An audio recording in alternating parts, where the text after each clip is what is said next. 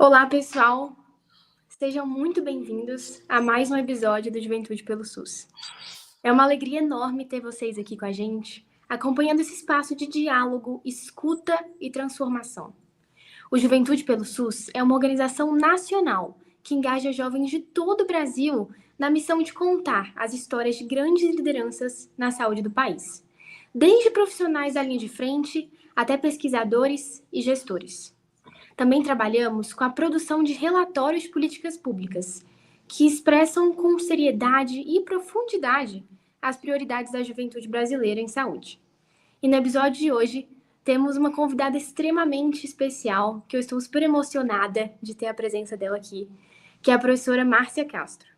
A professora é titular e chefe do Departamento de Saúde Global e População na Universidade de Harvard, e ela é referência internacional em demografia, saúde pública e políticas para a Amazônia.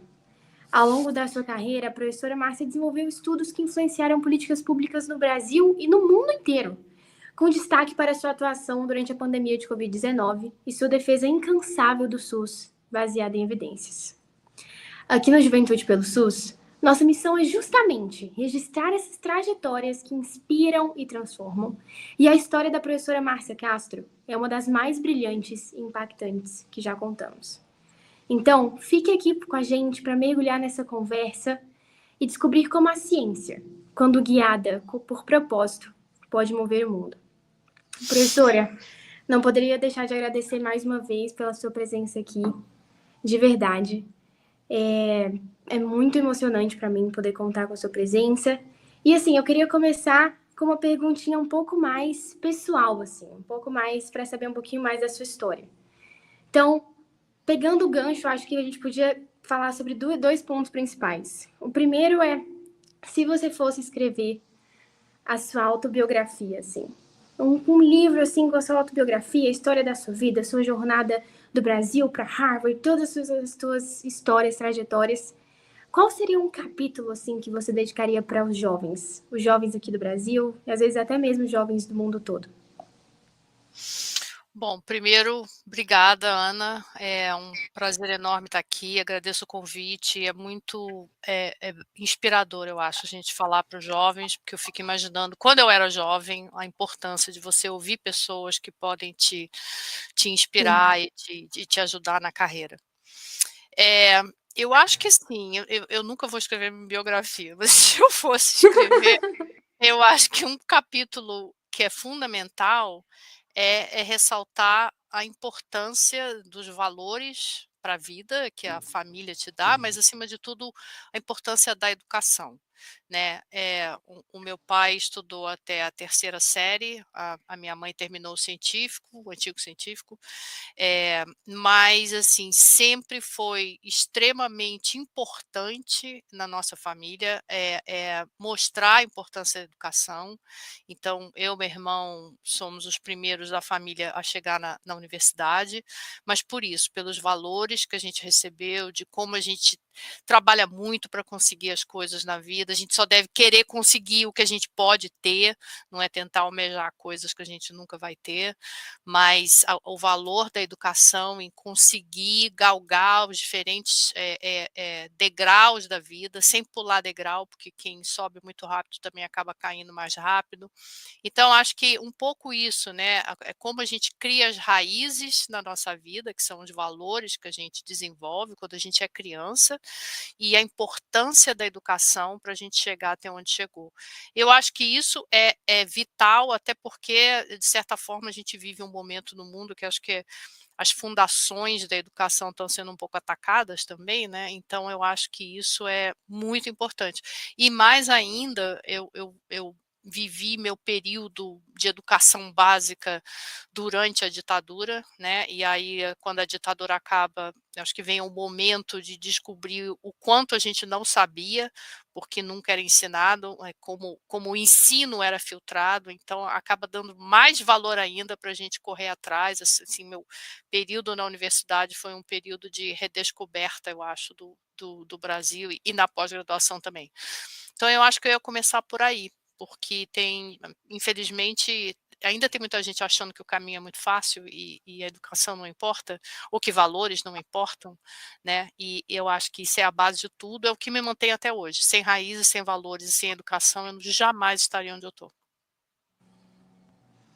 Muito legal. E assim, isso é muito verdade mesmo. Ainda mais hoje em dia que a gente está no mundo das redes sociais, que as pessoas conseguem informações muito rápidas e às vezes a gente acaba tendo algumas pessoas que discursam um pouco contra a educação, contra o conhecimento, mas a verdade é que são essas raízes, né, que o conhecimento, que a educação te traz, que fazem você conseguir exponencializar seu conhecimento durante toda a vida. Isso é muito verdade, assim.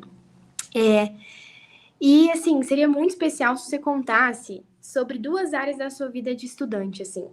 Como era a sua rotina quando você tinha que conciliar essas viagens entre o Rio de Janeiro, Minas Gerais e tudo mais, e o papel do esporte, assim. Eu, especialmente, eu não consigo ficar um dia sem fazer uma atividade física, porque eu acho que na rotina muito puxada, se a gente não dá uma pausa, assim, com uma atividade física, eu, assim, já me dá dor de cabeça, sabe? Uhum. É uma coisa, assim, muito engraçada, assim mesmo. Me dá dor de cabeça, eu não consigo conciliar o estudo direito, começo a perder o foco. Como é que era, assim? Como o basquete também te ajudou a continuar seguir a sua vida profissional, acadêmica, manter os estudos e tudo Uhum. mais? Então, quando eu estava terminando o antigo científico, né, o ensino fundamental, o nosso professor de educação física na escola, era uma escola pública, eu sempre estudei em colégio público, ele tinha jogado pela seleção brasileira de basquete, Que legal. Algodão, Algodão, que era o nome dele, o apelido dele. E ele treinava, quer dizer, ele dava aula pra gente, educação física, mas ele resolveu montar um time de basquete. E aí ele recrutou, nós éramos acho que 10 meninas que treinavam no time. Mas naquela época não tinha muito campeonato, né? Na verdade, era uma maneira, a gente treinava a tarde inteira, acho que 2 vezes por semana, Uhum. e era ótimo para a gente, era ótimo para ele, porque ele estava fazendo o que ele queria. E foi muito bom. E eu me lembro, apesar da gente não ter tido muita chance de jogar, porque não tinha campeonatos como tem hoje, eu me lembro que ele morava numa casa e às vezes ele trazia coco, ele tinha coqueiro, então ele trazia o coco e sempre tinha alguma tarefa no final do treino, sei lá, ele marcava pontos em volta da quadra, então quem fizesse um certo número de cestas a partir desses pontos primeiro ganhava um coco, alguma coisa assim. Que legal. E eu dava o sangue naquela quadra para ganhar aquele coco, sabe? Eu me esforçava e eu me lembro que eu ia para casa, eu morava relativamente perto, então eu ia andando, então eu ia para casa imunda, porque eu enfim, era diferente, a gente não tomava banho no colégio, ia para casa andando, suja, suada, chegava em casa, botava aquele coco na geladeira, tomava um banho e depois tomava aquela aguinha gelada. Era a água de coco mais gostosa do mundo, porque eu lutei para ganhar aquela, entendeu? Sim. E, enfim, então começou aí, quando eu passei para a UERJ, todo mundo tem que fazer educação física, não sei o quê, então na época quem treinava o time de basquete feminino da UERJ era a pessoa que era técnico do time de basquete do Flamengo, o apelido dele era Pingo, e aí ele me recrutou, e aí o time de basquete eram 10 meninas da educação física, uma da enfermagem e eu que era da estatística. E era legal também, a gente treinava, aí a gente tinha campeonato com outras universidades e era muito bacana, eu acho que te ensina a ganhar, te ensina a perder, te ensina a trabalhar Sim. em equipe, eu acho que isso é super importante no esporte, é, além de fazer bem para a saúde, obviamente. E aí, quando chegou no meu segundo ano, na metade do segundo ano, eu já estava eu estudava à noite na UERJ, eu já estava fazendo um estágio e aí consegui outro estágio, Uhum. então eu fazia um estágio de manhã, um à tarde, estudava à Ah, noite, aí tá. eu abri mão do basquete porque não sobrou tempo para treinar. Mas foi muito bom, entendeu? Por isso, porque eu acho que te dá um senso de coletivo e a humildade de saber ganhar e perder, né? Você tem que saber os dois, né? É, e aí, então assim, acho que o esporte sempre foi muito importante, eu também sempre me exercitei, quando eu estava em Princeton eu fazia spinning loucamente, eu soltava tudo naquela bicicleta e acho que me ajudou muito até terminar a tese. E acho que você perguntou da coisa da viagem, né? Então, na época que eu fiz o meu mestrado em demografia no Brasil, só Sim. tinha em 2 lugares. Eu tinha em Campinas e tinha em Belo Horizonte. E Belo Horizonte era o melhor local em termos de metodologia, que era o que eu queria. Uhum. Só que eu já estava trabalhando, né? Eu trabalhava na Dataprev e aquele salário para mim era muito importante. Sim. Então, o meu gerente na época era uma pessoa muito bacana que tinha feito um doutorado fora. E aí eu fiz um acordo que eu usei todas as minhas férias atrasadas, todas as licenças prêmio, usei tudo para compensar o tempo que eu ficava em Uhum. BH. Eu viajava toda semana, e voltava Caramba. de cometa, né, de ônibus, então viajava à noite, aí Uhum. chegava, eu me lembro que meu pai ia na rodoviária, porque eu chegava super cedo, chegava em casa, tomava um banho, café triplo e ia trabalhar. E eu fiz isso 1 ano e meio, mais ou menos, até terminar os créditos. E eu nunca deixei o meu gerente na mão, eu sempre fiz todo o trabalho, eu ia trabalhar fim de semana, então, assim, eu nunca deixei ele na mão, Sim. mas durante 1 ano e meio, mais ou menos, eu viajava toda semana. Então, eu trabalhava talvez 2 dias, às vezes 3 dias presencial, e o resto eu estava viajando e fazendo. E se eu tivesse que fazer tudo de novo, eu faria. Foi louco, foi totalmente louco quando eu olho para trás, mas foi super importante. Eu acho que ali foi o começo, de eu realmente descobrir o que eu queria fazer, descobrir aquela Uhum. coisa. Eu era e continua sendo absolutamente apaixonada por esse tema, e Sim. mudou, de certa forma, foi o começo da mudança da minha vida, digamos assim, de realmente embarcar por um caminho de pesquisa, com foco na política pública, voltada integralmente para o Brasil. Incrível, incrível. E assim, é engraçado, né? Porque a gente falou sobre dois tópicos totalmente diferentes agora: o esporte e também essa rotina doida de ficar mudando de cidade e tudo mais. Mas a gente tem uma coincidência, que é quando a gente coloca um objetivo na cabeça, tanto quanto pegar o coco gelado para gelar na geladeira e tomar depois do banho, e também conseguir completar, seguir sua carreira, entregar tudo na data, na hora certa para o gerente. Nos dois, quando a gente coloca o objetivo na cabeça, né? Isso é muito legal. Essa conexão entre o esporte e a nossa vida no geral, assim, é algo muito Uhum, interessante, assim. uhum, E você começou a falar um pouquinho sobre a sua vida acadêmica. Então, como nesse período super conturbado da sua vida, você começou a entender um pouquinho mais sobre o que realmente dava aquele brilho nos olhos, né? E assim, poucos jovens conhecem o estudo sistemático da demografia. Principalmente aqui no Brasil, eu acho que esse conhecimento não é tão difundido assim. E falando um pouquinho mais dele, quais foram as ferramentas ou novas formas de organizar o conhecimento advindas da demografia que moldaram a sua trajetória, assim, sabe? Quais foram os estágios, os primeiros empregos relacionados à demografia na sua carreira? Acho que esse é um tópico um pouco diferente, assim, né, de ser uhum. estudado. Então, Então, quando eu trabalhava na Dataprev, que era a empresa de processamento de dados da Previdência Social, eu estava numa área que era uma área que cuidava de projetos, de pesquisa, de análise, de sustentabilidade do sistema.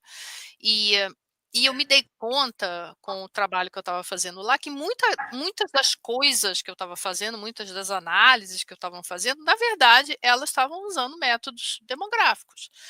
Então, a uhum, gente a gente estava usando, né, coisas de sobrevivência, de analisar o envelhecimento, como que isso vai afetar a sustentabilidade do sistema. A gente começou a trabalhar esse conceito de tábuas de mortalidade, que é a ferramenta que você usa para calcular a esperança de vida ao nascer, que é uma coisa que, sim, né, com a fórmula da Previdência e depois da Covid todo mundo entende, né, o número médio de anos esperados. Eh, Enfim, então eu comecei a me dar conta que eu estava usando essa metodologia. E aí, teve a gerência onde eu trabalhava contratou uma demógrafa para dar um curso intensivo de 1 semana, e aí ela veio e detalhadamente as metodologias, e aí eu fiquei completamente apaixonada por aquilo, Que foi legal. ela que me falou do curso do CEDEPLAR, em Belo Horizonte, que eu não conhecia, Uhum, e aí eu me dei conta o quanto eu já estava fazendo, que era demografia, e algumas das metodologias, elas passam pela estatística, elas passam pela atuária, mas na demografia você tem mais essa pegada mesmo da população, de ver a estrutura sim. populacional, a composição populacional, e como que isso afeta não só a previdência, mas a educação, o planejamento de qualquer área do governo depende de Uhum, projeções populacionais e por aí vai. E aí, quando eu fiz o mestrado, eu realmente vi as possibilidades enormes que aquelas metodologias, que basicamente usam os dados que já estão coletados, ainda que você possa coletar os seus, e eu eventualmente fiz isso, como que isso pode impactar a política pública. Então, essa conexão com essas metodologias e como você pode, através dessas análises, trazer subsídios para a política pública, para mim foi algo muito forte. E isso ainda é uma marca registrada em tudo que eu faço. Eu respeito qualquer tipo de trabalho, mas o que eu faço tem que ter uma implicação para a política pública, tem que ter uma sim. reflexão do que isso significa, no meu caso, muito focado na área da saúde ou desigualdades, mas tem que ter essa pegada. Por que eu estou fazendo isso? Por que isso é importante? Como que isso pode avançar a política pública? Enfim, então acho que foi assim, um pouco descobrir que eu já fazia, ficar mais empolgada ainda quando eu via a dimensão dessas metodologias e aonde eu podia chegar e ter a certeza absoluta que eu queria usar aquilo para impactar a política pública. Muito legal. E assim, uma coisa muito legal também é porque você começou a estudar muito aqui essa questão da demografia, teve contato com esses conhecimentos e tudo mais, e se apaixonou pela política pública. E hoje em dia, e ao longo da sua carreira, você fez parte do conselho de algumas organizações e ainda faz aqui do Brasil, né? Como o IEPS, a Impulso Gov e outras Uhum. organizações. Então, me conta um pouquinho. Isso é uma curiosidade minha mesmo, assim, que eu tô me envolvendo mais nessa área de política pública, que é uma área um pouco mais, assim, eu acredito que seja incrível, muito legal de aprender, mas um pouco tênue também, né? A gente estudar um pouco isso, assim. Me conta um pouquinho como foi a sua experiência, tanto fazendo parte do conselho dessas organizações, desses projetos tão incríveis, como também a sua entrada nesse caminho da política pública, assim, estudar, o que você mais aprendeu nesse caminho. Bom, então, eu acho que o que é importante ressaltar é que esse meu foco na pesquisa, eh, com olhar para a política pública, ele vem depois de eu ter trabalhado mais de uma década numa instituição governamental que, de certa forma, as análises que a gente estava fazendo era exatamente para melhorar a Sim. política pública, para melhorar a performance do sistema. Então, Uhum. isso me deu a chance de ver de várias formas, né, como que a política pública é feita, entendeu? Então, Uhum. como que o trabalho que você faz contribui ou às vezes acaba não contribuindo e você vê uma coisa sendo feita que vai contra aquilo que você analisou e que era a melhor opção. Então, eu acho que uma coisa é a política pública, a outra coisa é a politicagem. Essas duas coisas Sim. são totalmente diferentes, tá? E eu foco na primeira, só que o sucesso de você conseguir influenciar a política pública com o seu resultado depende da politicagem, entendeu? Então, é complexo. Eu É. geralmente digo para os meus alunos, se você quer trabalhar na saúde pública, você tem que ter uma certa tolerância para frustração, porque nem sempre as melhores decisões são tomadas, nem sempre as decisões são tomadas com base em evidência, Uhum. mas a gente não pode desistir na primeira derrota, de jeito nenhum. Verdade. Então, a gente continua fazendo o nosso trabalho, sabendo que nem sempre ele vai dar o resultado que a gente espera, entendeu? Então, é um pouco isso, é saber lidar com isso, Sim. entender que hoje pode ter sido uma derrota, mas amanhã a vitória pode estar chegando e a gente tem que focar, tem que aprender com as derrotas e pum, vai para a gaveta. E aí foca nas vitórias e tenta melhorar e tenta seguir adiante. Então, assim, não é só um mundo de glórias e maravilhas, não é. Com Mas certeza. eu acho que eu acho que todo mundo que trabalha com isso de política pública tem um quê de resiliência e de perseverança que é Uhum. absolutamente fundamental. Isso é verdade mesmo. A gente tem que ser resiliente, não só na política pública, como acho que Na em tudo. vida. Exato, exatamente. E assim, saindo um pouquinho agora desse âmbito da política pública em si, eu queria que você abordasse um pouquinho algo que eu sou, assim, apaixonada pelo seu trabalho, que é em relação às suas pesquisas de campo na Amazônia. Uhum. O que motivou a escolha do Acre como um estado que você desempenhou tantos trabalhos assim? E quais foram encontros ou experiências que deixaram claro para você a sua profunda paixão por pesquisas de campo, assim, na saúde pública, na Amazônia e esse Uhum. desenvolvimento de conhecimento lá? Bom, a minha primeira viagem para a Amazônia foi em 1999 e foi para Rondônia, na verdade. Eu fui para a capital e depois fui para um município chamado Machadinho do Oeste. Hum, Fiz muita pesquisa de campo lá, e aí legal. depois eu tenho um colaborador na Universidade de São Paulo, que ele já tinha um trabalho de campo no Acre, já tinha um laboratório montado, e aí eu me juntei a esse grupo, e depois a gente acabou montando também uma coorte de crianças desde o nascimento em outro município do Legal. Acre. E foi um pouco a oportunidade de já ter um laboratório, de ter colaborações com a federal, e aí disso eu consegui criar outras colaborações também. Uhum. E hoje em dia eu também tenho trabalhos com equipes em Manaus, no Amapá, então se expande um pouco. E para mim, pesquisa de campo é absolutamente fundamental. Outra coisa que eu digo para os meus alunos aqui, quem está fazendo qualquer programa em saúde pública jamais Sim. deveria receber um diploma se não tivesse ido a campo, porque a saúde pública você aprende no campo. Você aprende Uhum. vendo as oportunidades, os desafios, o que funciona, o que não funciona. Não é dentro de uma sala de aula. Tanto que um dos cursos que eu dou aqui é um curso de campo no Brasil, 3 semanas Sim. intensas em janeiro. Uhum. E assim, eu digo para todo mundo no primeiro dia de aula, daqui a 3 semanas, ou vocês continuam em saúde pública ou vocês vão desistir, porque aí vocês vão ver como uma coisa realmente funciona. Sim. O Verdade. campo te dá a chance de você entender, primeiro, os dados, você pode trabalhar com dado secundário. O dado é frio. O dado é um número, ele não te conta a história por trás desse número. É no campo que você tem que ter muita humildade para ir para campo. Você não pode ir para o campo achando que você tem todas as respostas, né?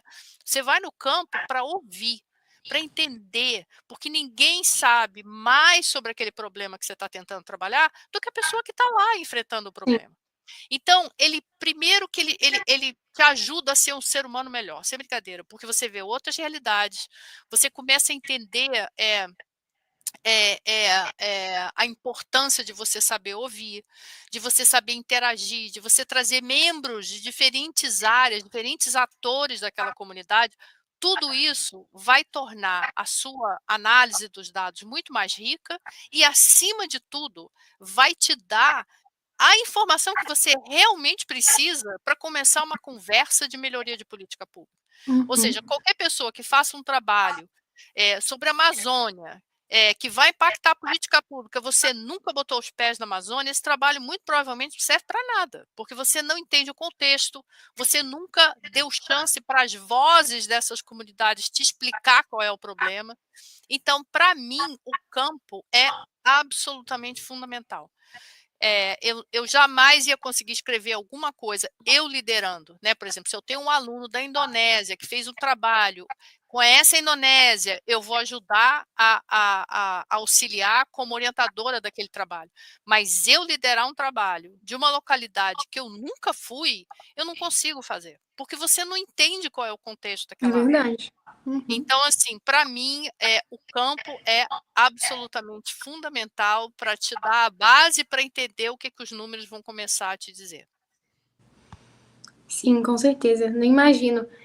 Qual foi uma experiência, assim, mais impactante para você nessas pesquisas de campo? Que você chegou, às vezes até pensando em alguma coisa e aí depois viu que não era assim? Teve algum ponto muito crucial, assim, muito que realmente te impactou? Olha, eu acho que a gente sempre aprende alguma coisa, né. Eu já trabalhei na Tanzânia também, aprendi muita coisa indo Que lá. Me lembro legal. que a primeira vez que eu fui pra Tanzânia, eu já tinha vários anos trabalhando, na Amazônia, e Uhum. também era malária, né, mas eu cheguei lá quando eu vi o contexto, quando eu comecei a conversar com as pessoas, eu me dei conta que tudo que eu sabia sobre malária na Amazônia era, assim, um pontinho só para me ajudar a entender malária na África. Eu tinha que aprender um tanto de outras coisas. O vetor era diferente, os tipos de criador eram diferentes, você estava trabalhando com uma área mais urbana, na Amazônia era mais rural, então Sim. toda a questão comportamental é diferente. Então, primeiro, eu acho que essa primeira viagem, e foi a minha primeira viagem à África, ela me abriu os olhos para muita coisa, para como você pode trabalhar com uma doença e, na verdade, são 1000 doenças numa só, e Uhum. reforçar mais ainda essa ideia do contexto. Claro que você acaba vendo realidades que você está acostumado a ler no jornal, mas você vê essa realidade, é outra coisa, que te faz refletir muito sobre relações de poder, a história. Eu sempre gosto de ler sobre a história do país. Eu comecei a ler muito sobre a história da colonização, tanto alemã quanto inglesa, na Tanzânia. Acho que ajuda a entender muita coisa Uhum. do contexto.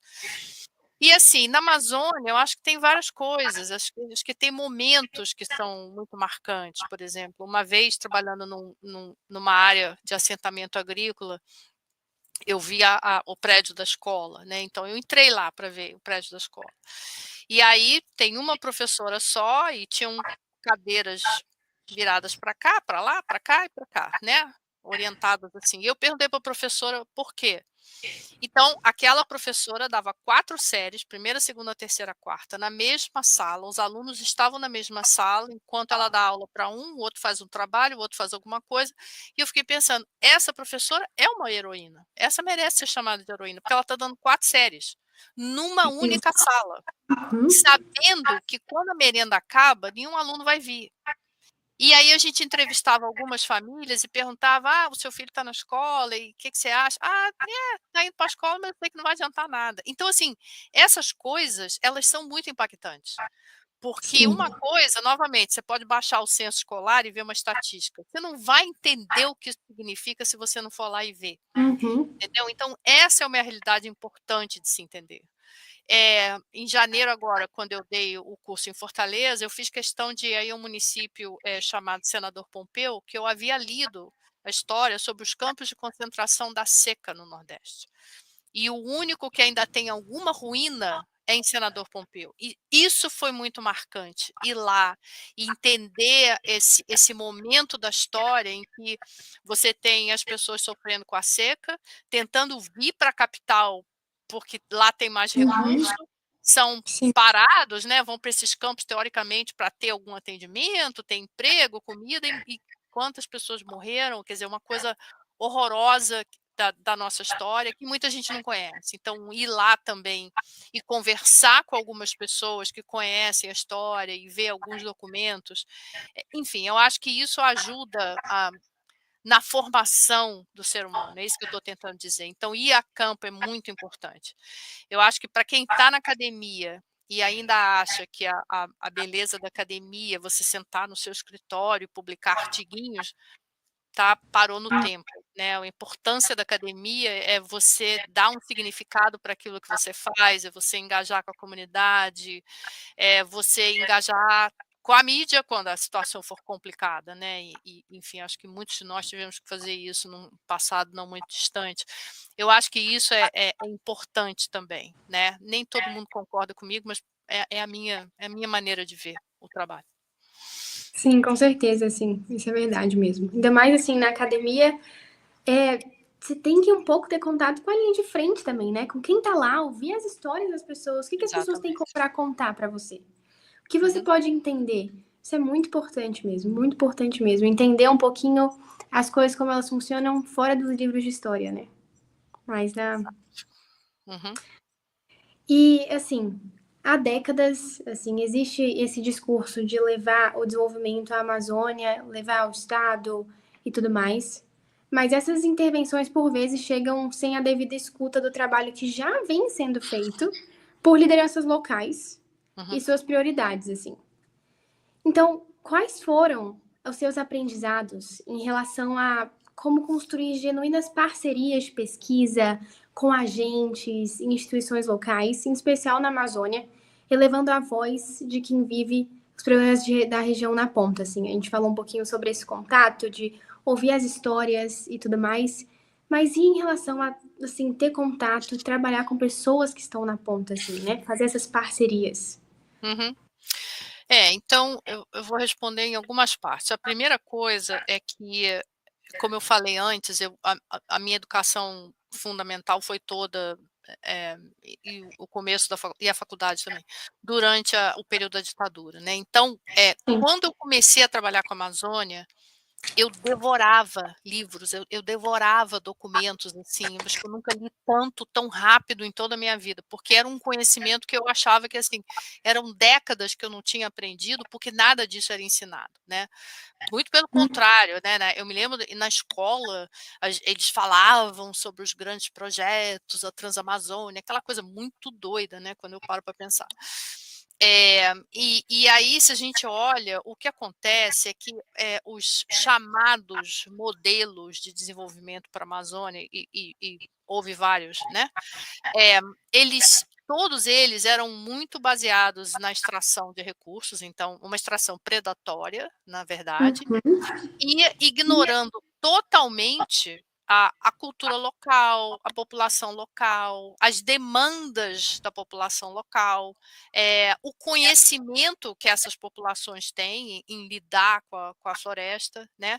E aí a coisa realmente explodiu, esse modelo predatório explodiu durante o governo militar, né, então aquela ideais de integração regional, aqueles mapas Sim. todos, e corta a Uhum. estrada de uma maneira louca, mas novamente não tinha nenhuma escuta, sobre as demandas locais, e eu acho que o principal exemplo é quando você vê a fala do presidente Médici, dizendo que, visitando uma área de seca do Nordeste, dizendo que ele ia dar terra sem gente para gente sem terra. Então, a gente sem terra era o nordestino retirante, Uhum. sofrendo com a seca, e a terra sem gente era a Amazônia. Então, você vê, na própria fala do então Uhum. presidente, tem essa noção que não tem ninguém lá, entendeu? Só floresta, tem ninguém lá. Então, vamos cortar a estrada, fazer projeto de assentamento e o pessoal vai para lá. Então, assim, infelizmente, apesar do regime militar ter acabado, não sei o quê, a gente ainda tem esse resquício do extrativismo predatório, e até hoje, é muito triste, mas eu acho que até hoje a gente não teve nenhum modelo que realmente fale de desenvolvimento, que leve em conta as demandas locais, o conhecimento local, que engaje a população local para essa discussão. A gente tem exemplos super bem-sucedidos de comunidades locais, eu acho que está tendo um esforço muito grande de documentar esses exemplos, mas, por outro lado, a gente tem toda essa pressão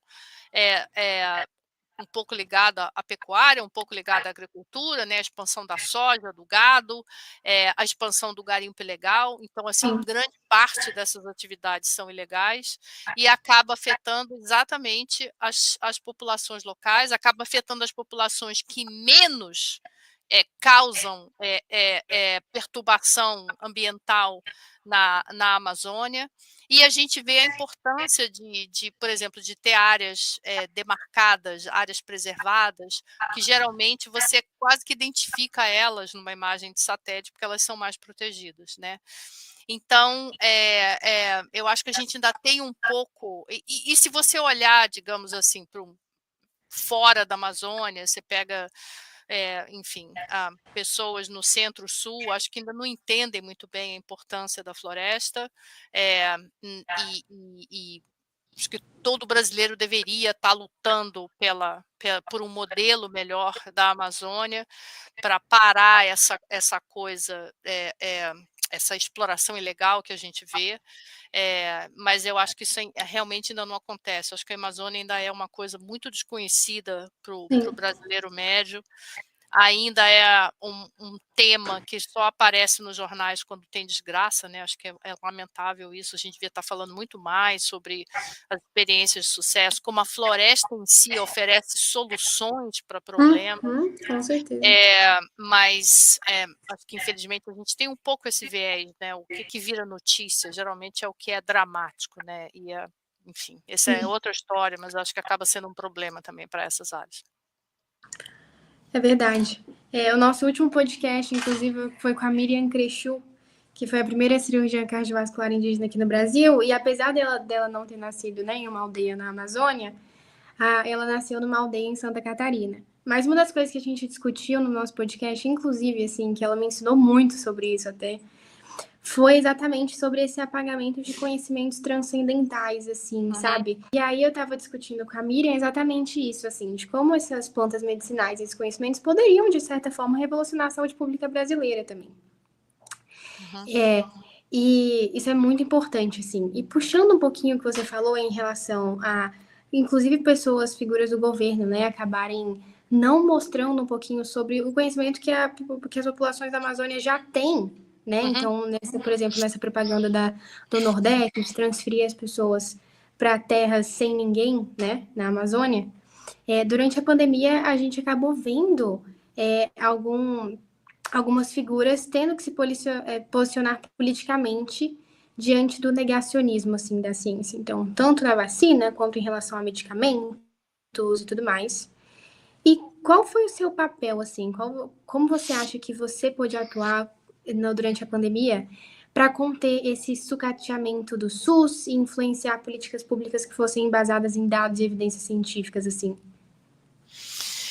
Então, assim que a pandemia começou, eu trabalhei com algumas secretarias de saúde, eu fiz algumas estimativas logo no começo, considerando a tendência inicial, quando que haveria falta de leitos de UTI, e nada disso foi publicado, mas eu estava fazendo esse tipo de trabalho porque realmente estava todo mundo um pouco sem saber o que fazer, como modelar essas coisas.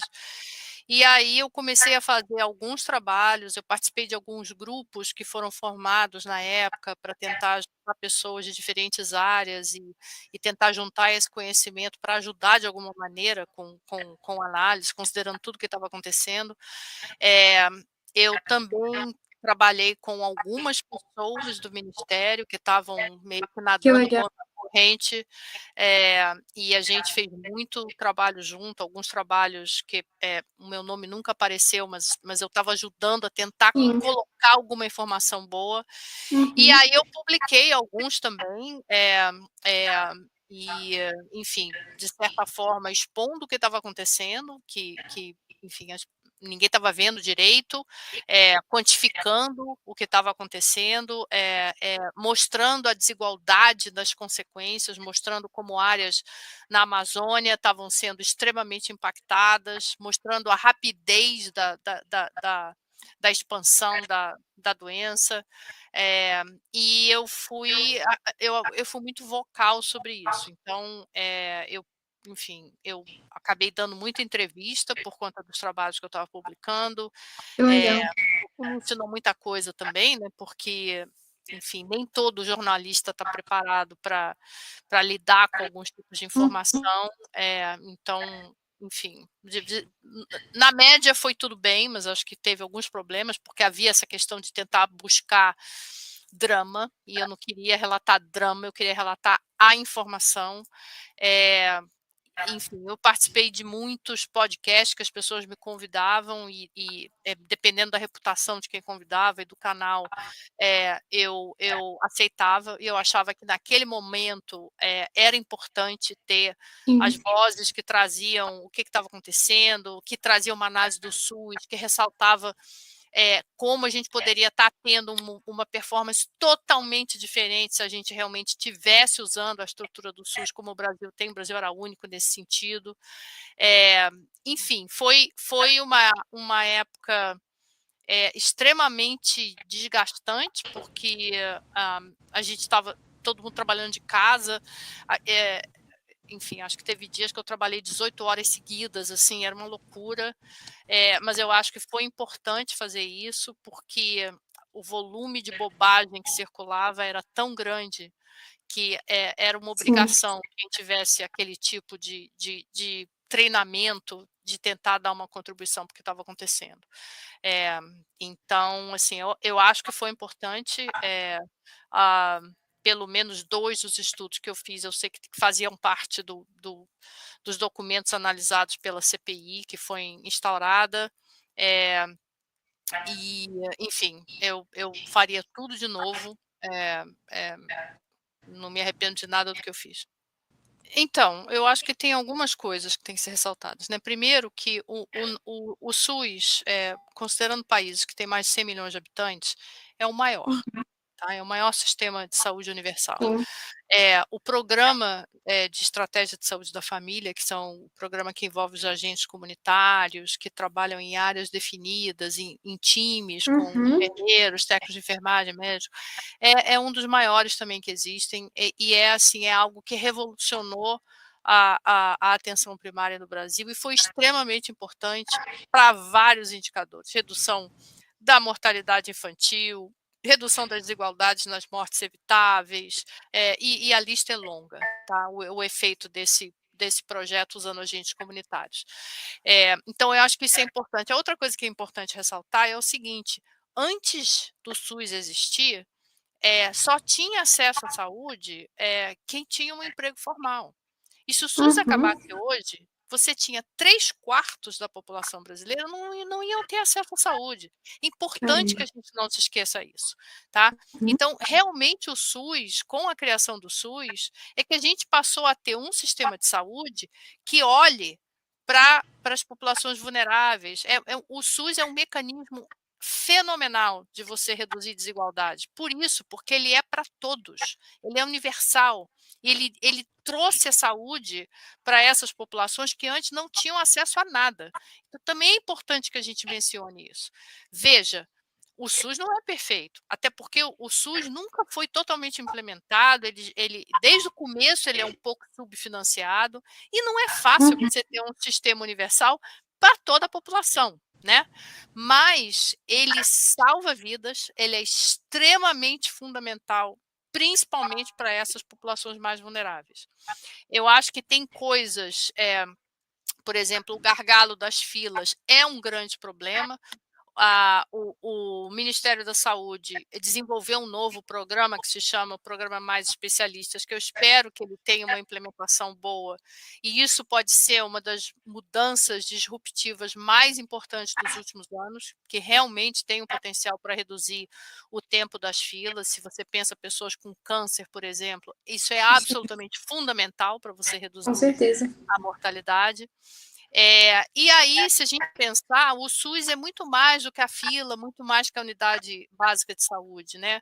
O SUS trouxe a garantia que a gente tem um banco de sangue, onde o sangue é testado, né? A gente jamais se esqueça que antes do SUS, os bancos de sangue pagavam para as pessoas doar sangue, então você tinha morador de rua, você tinha, enfim, pessoas que iam lá doar sangue para fazer dinheiro.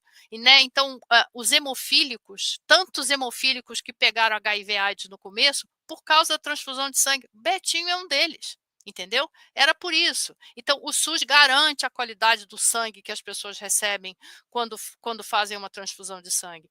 O SUS garante a fila de transplante, entendeu? Você pode fazer a operação do seu transplante num hospital particular, mas quem garante a fila, quem maneja a fila é o SUS, né? E o Brasil tem o maior programa de transplantes, tudo público, entendeu? Então é importante que a gente se lembre disso também. O SUS provê o tratamento para HIV sem custo. Quando isso começou, foi um divisor de águas para o Brasil não ter uns níveis de mortalidade de HIV como outros países, principalmente na África, tinham, né? Então, assim, são conquistas e são coisas que às vezes são transparentes, né? Por exemplo, quando você chama uma ambulância, quando tem, por exemplo, teve o desastre em Brumadinho, aquela equipe que vai lá, a Força Nacional que trabalhou durante as enchentes do Rio Grande do Sul, isso tudo é o SUS. Quem é que garante a qualidade da carne que você compra no açougue? É o SUS, entendeu? Então, o SUS é muito mais do que a fila no hospital e a vacina que você toma no posto, né? Então, eu acho que a grande mensagem é o seguinte: se qualquer pessoa disser, né, qualquer brasileiro disser, não, eu não uso o SUS, não usa porque não sabe o que é, porque você usa o SUS todo dia. Todo brasileiro usa o SUS todo dia. Então, eu acho que essa é a importância do SUS, que a gente tem que ressaltar, até para a gente poder valorizar o que tem e, portanto, lutar para que ele seja melhor, entendeu? Ao invés de simplesmente criticar, e aí você acaba não contribuindo para a melhoria do SUS. Verdade. Verdade. Realmente, existem pontos de melhora, mas existem conquistas muito grandes, né? Conquistou que a gente pode melhorar, igual você falou, assim. Não é só ficar ficando. Claro que tem pontos para melhorar, mas a gente pode ajudar, né? Nessa luta. E agora, chegando ao finalzinho do podcast, assim, como a primeira a se tornar professora titular da Universidade de Harvard e também ser chefe de departamento, qual mensagem você transmitiria para meninas começando a jornada de se tornarem pesquisadores ou profissionais da pública? Então, eu acho que uma coisa é assim, eu acho que a importância de você ter um bom mentor é fundamental. O mentor, ele pode destruir a tua carreira ou realmente ajudar você a caminhar uma distância muito longa. Então, assim, saber escolher um mentor e dar valor a essa mentoria, eu acho que é extremamente importante. Mas a segunda coisa que eu quero falar, e talvez até mais importante, se remete à primeira coisa que eu falei. Você tem que ter valores para chegar até onde eu consegui chegar e não cair. Eu acho que isso é importante. Você tem que ter valores. Você tem que ter uma missão na vida. Por que você está fazendo isso, né? E jamais se esquecer as suas origens. Então, eu posso estar aqui em Harvard, mas 100% do meu trabalho é no Brasil, né? Eu sempre estudei em colégio público. Então, assim, eu espero que parte do trabalho que eu esteja fazendo esteja contribuindo para a política pública e, portanto, contribuindo para o país que me ajudou a receber uma educação. Então, você tem que ter valores, você não pode se esquecer das suas raízes. Eu fico muito triste quando eu vejo brasileiros que estão aqui nos Estados Unidos ou em outro país, estão fora do Brasil, e a única coisa que fazem é falar mal do país. Claro que a gente tem problema, mas a gente tem que contribuir com uma crítica construtiva e ajudar a melhorar. Não adianta só criticar. Eu sou totalmente... Comemorar as nossas conquistas. Né? Exato. E eu acho que, assim, muita gente pode chegar num lugar bacana, num lugar importante, sem ser humilde, mas um dia você vai cair. Então, eu acho que, assim, ter humildade, de saber caminhar cada passinho no seu momento, subir cada degrau no seu momento, de tal forma que quando você olha para trás, você não pisou em ninguém, também é tão importante. Então, eu acho que é um pouco isso. E saber ouvir, né? Eu acho que a gente começa a aprender a saber ouvir quando a gente está começando. E eu acho que essa é uma qualidade absolutamente fundamental se você quer alcançar um lugar bacana na sua carreira e ser respeitado e fazer algo que as pessoas reconheçam o valor daquilo que você está fazendo. Com certeza, com certeza. Ter os seus valores bem fundamentados é algo essencial. Não na sua vida acadêmica, mas como, né, no seu âmbito mais completo.